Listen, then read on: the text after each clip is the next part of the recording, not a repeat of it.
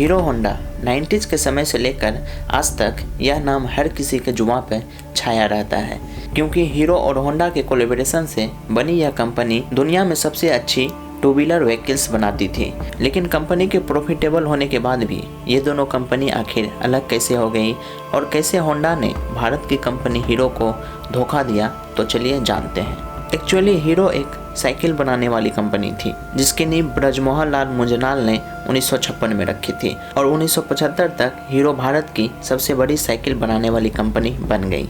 इसके बाद उन्होंने अपने साइकिल को बड़े लेवल तक विदेशों में भी बेचना शुरू कर दिया। इस तरह 1986 तक यह कंपनी इंडिया ही नहीं बल्कि दुनिया में सबसे बड़ी साइकिल बनाने वाली कंपनी के लिस्ट में बेशुमार हो गई। लेकिन उसी समय उन्होंने देखा कि विदेशी मार्केट में मोटरसाइकिल का चलन काफ़ी ज़्यादा तेज हो गया है और इसका बिजनेस विदेशों में काफ़ी तेज़ी से फैल रहा है। लेकिन उस समय इंडिया में लोगों के पास सिर्फ स्कूटर का ही ऑप्शन था। इसलिए इस गैप को कम करने के लिए ब्रजमोहन ने भारत में मोटरसाइकिल बनाने की सोची। लेकिन उस समय हीरो कंपनी के पास एक बहुत ही बड़ा चैलेंजेस था, जो कि यह था कि उनके पास कोई मोटरसाइकिल इंजन बनाने की कोई भी टेक्नोलॉजी नहीं थी, जिस वजह से हीरो कंपनी के लिए मोटरसाइकिल बनाना बहुत ही मुश्किल था। तभी हीरो कंपनी ने इस सपने को सच करने के लिए उन्होंने कोई दूसरी विदेशी कंपनी से टाई अप करने के बारे में सोची। तब उस समय भारत में लिबरलाइजेशन भले ही नहीं आया था, लेकिन उस समय गवर्नमेंट इंडियन कंपनीज को ये मौका देती थी कि अगर वो चाहे तो किसी भी विदेशी कंपनी के साथ टाई अप करके इंडिया में अपना बिजनेस एक्सपेंड कर सकते हैं। इसलिए ब्रजमोहन लाल ने हीरो के थ्रू दुनिया की सबसे पहली मोटरसाइकिल बनाने वाली जापानीज कंपनी होंडा के पास अपना प्रपोजल भेजा। वहीं उस समय कोई भी विदेशी कंपनी भारत में डायरेक्ट अपना बिजनेस स्टार्ट नहीं कर सकती थी। ऐसे में प्रपोजल के जरिए होंडा को इंडियन मार्केट में प्रवेश करने का एक अच्छा मौका मिल गया था, जिसे होंडा खुद भी गंवाना नहीं चाहती थी। अब दोनों कंपनी ने 1984 में एक दूसरे से हाथ मिला लिया। अब यहाँ पे हीरो और होंडा कंपनी के बीच एक एग्रीमेंट हुआ कि हीरो कंपनी बाइक्स की बॉडी बनाएगी और होंडा कंपनी बाइक्स का इंजन सप्लाई करेगा। इसके अलावा उन्होंने एक NOC साइन की थी, जिसके अनुसार दोनों कंपनी फ्यूचर में एक दूसरे के सामने अपना प्रोडक्ट लॉन्च नहीं करेंगे। वहीं दोनों कंपनी इस कंडीशन से सहमत थे और उस समय दोनों कंपनी की डील हो गई और यहीं से शुरुआत हुई हीरो होंडा कंपनी की। अब कागजी कार्रवाई करने के बाद पहला प्लांट हरियाणा में बनाया गया, जहां से हीरो होंडा ने मिलकर तुरंत ही बाइक मैन्युफैक्चरिंग करनी स्टार्ट कर दी। 1985 में उन्होंने अपनी पहली बाइक CD100 लॉन्च की और यह बाइक बहुत ही ज़्यादा पॉपुलर हुई, क्योंकि बाइक इंडिया में एक नया कंसेप्ट था जो लोगों को बहुत पसंद आया और दूसरा इस बाइक का माइलेज भी शानदार था। और साथ ही साथ उन्होंने अपना मार्केटिंग कैंपेन भी प्रभावी तरह से स्टार्ट किया था, जहां उनकी टैगलाइन थी fill it, set it, forget it, मतलब पेट्रोल भरो और भूल जाओ। इस टैगलाइन का भी लोगों पर काफ़ी असर हुआ और जनता इस बाइक की दीवानी हो गई, क्योंकि उन्हें स्कूटर वाला माइलेज इस बाइक में भी मिल रहा था।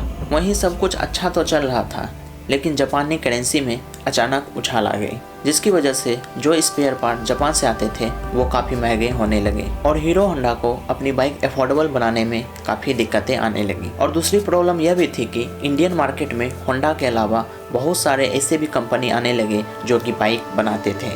बाइक कंपनी जैसे सुजुकी, यामाहा, बजाज, TVS, ये सारे कंपनी शहरी इलाकों में रहने वाले वेल्दी कस्टमर पर ही फोकस करते थे। लेकिन वहीं हीरो होंडा को देखा जाए तो उनका मेन फोकस था हाई मिडिल क्लास और लोअर मिडिल क्लास पर कंसंट्रेट करना। इसलिए यह बाइक सिर्फ शहर में नहीं बल्कि पूरे इंडिया के कोने कोने में बिकने लगी। वहीं इस बाइक को अफोर्डेबल बनाने के लिए इस कंपनी ने काफ़ी समय तक घाटा का भी सामना किया। लेकिन 1990 में जब डॉलर का एक्सचेंज प्राइस रेगुलेट हुआ तो फिर हालत थोड़ी सुधरनी स्टार्ट हो गई और देखते ही देखते कुछ ही समय में हीरो होंडा एक बार फिर अपनी बाइक पर प्रॉफिट कमाने लगी। अगले ही कुछ सालों में कंपनी का प्रॉफिट $10 मिलियन को भी क्रॉस कर गया, जो कि उस जमाने में एक बहुत ही बड़ा नंबर था। अब यहाँ तक तो चीज़ें ऊपर ऊपर काफ़ी अच्छा नज़र आ रही थी, लेकिन अंदर से सिचुएशन बहुत ही ख़राब होते चली आ रही थी। दरअसल कंपनी के मैनेजमेंट में शुरू से ही कई तरह की प्रॉब्लम्स चली आ रही थी, जैसे कि होंडा तो अपनी बाइक्स अमेरिका और रूस जैसे डेवलप कंट्री में सेल कर रही थी, लेकिन हीरो होंडा को होंडा की तरफ से फॉरेन में अपनी बाइक सेल करने की परमिशन नहीं थी। यानी कि एक तरफ तो हीरो साइकिल मैन्युफैक्चरर के तौर पर उस समय दुनिया की सबसे बड़ी कंपनी थी, यहाँ तक कि Guinness book of world record में भी इनका नाम दर्ज था। वहीं दूसरी तरफ होंडा की वजह से वह अपनी बाइक्स फॉरेन मार्केट में सेल नहीं कर पा रही थी। असल में इंडिया के बाहर हीरो होंडा को सिर्फ नेपाल, भूटान और बांग्लादेश जैसे आसपास कंट्रीज़ में ही अपनी बाइक्स को एक्सपोर्ट करने की अनुमति थी, जिसकी वजह से हीरो कंपनी इंटरनेशनल मार्केट में अपनी पोजीशन अच्छी तरह नहीं बना सकी। अब एक तरफ तो होंडा काफ़ी तेज़ी से ग्रो कर रहा था, लेकिन वहीं दूसरी तरफ हीरो एक लिमिटेड स्पेस में सीमित होकर रह गया, जिसकी वजह से इन दोनों कंपनीज के आपसी रिश्ते भी खराब होने लगे। इसके अलावा कॉन्ट्रैक्ट के अनुसार हीरो कंपनी बाइक्स की बॉडी बनाती थी और होंडा इंजन। अब अगर हीरो को अपना बिजनेस एक्सपेंड करने के लिए अलग भी होना पड़ता तो वह ऐसा नहीं करता, क्योंकि वो इंजन के लिए अभी भी पूरी तरह होंडा पे डिपेंड था।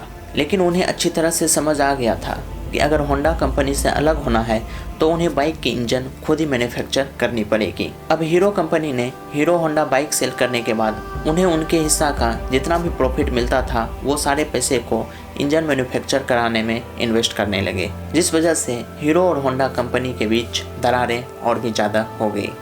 अब जैसा कि उन्होंने कोलैबोरेशन के समय NOC साइन किया था कि एक दूसरे के मुकाबले कभी भी वो बाइक्स लॉन्च नहीं करेंगे, लेकिन होंडा ने इसके खिलाफ जाकर साल 1999 में इंडिया के अंदर अपनी एक separate company Honda motorcycle and scooter India private limited, और फिर उसी सेगमेंट में उन्होंने अपनी बाइक्स को लॉन्च करना शुरू कर दिया जिस सेगमेंट में हीरो होंडा की बाइक्स मौजूद थी।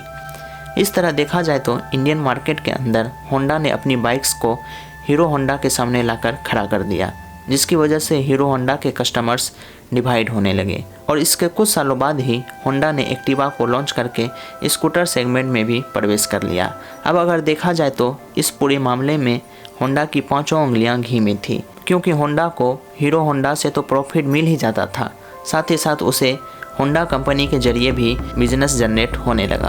अब इन्हीं सभी प्रॉब्लम से परेशान होकर हीरो ने होंडा से अलग होने का फैसला कर लिया और हीरो होंडा कंपनी में दोनों ही कंपनीज के 26% शेयर थे, जिसमें से होंडा ने अपने 26% शेयर हीरो को ही बेचने का फैसला किया। हीरो कंपनी के प्रमोटर ब्रजलाल मोहन ने 1.2 अरब डॉलर में ये शेयर खरीदकर अपनी नई कंपनी हीरो मोटोकॉर्प के नाम से शुरू की। और जब हीरो कंपनी ने अपनी अलग कंपनी शुरू की थी तब लोगों ने कहा था कि यह कंपनी सर्वाइव नहीं कर पाएगी, लेकिन आज वही हीरो कंपनी को पूरी दुनिया में सबसे बड़ी मोटरसाइकिल बनाने वाली कंपनी के लिस्ट में ज़रूर शामिल किया जाता है। तो फ्रेंड्स, उम्मीद करते हैं कि आपको ये वीडियो पसंद आई होगी। अगर वीडियो अच्छी लगी तो हमारी वीडियो को ज़रूर लाइक कीजिएगा, और अगर आप चैनल पर नए हैं तो हमारे चैनल को सब्सक्राइब करना मत भूलिएगा। तो चलिए आज की वीडियो यहीं पर ख़त्म करते हैं।